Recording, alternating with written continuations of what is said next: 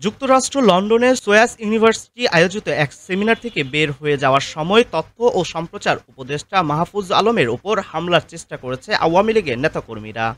লন্ডনের কেন্দ্রস্থলের ব্লুমসবারি এলাকায় SOAS University the School of Oriental and African Studies ক্যাম্পাসে ওই সেমিনার বিশ্ববিদ্যালয় কর্তৃপক্ষের সঙ্গে যৌথভাবে আয়োজন করেছিল বাংলাদেশ হাই কমিশন।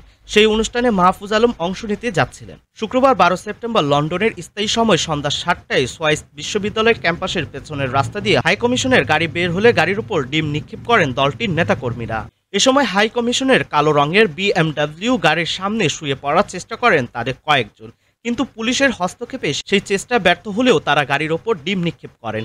তবে ওই গাড়ির ভেতরে মাহফুজ আলম ছিলেন না বলে দাবি করেছেন লন্ডনের বাংলাদেশ হাই কমিশন।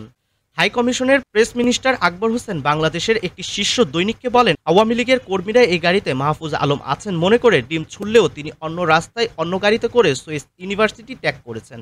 পরে লন্ডনে বাংলাদেশ হাই কমিশনে জুলাই গণ অভ্যুত্থানের ১ বছর শীর্ষক এক আলোচনা অনুষ্ঠানে তথ্য উপদেষ্টা মাহফুজ আলম বলেছেন, আজ আমি আওয়ামী লীগের আক্রমণের কাছাকাছি পর্যায়ে ছিলাম।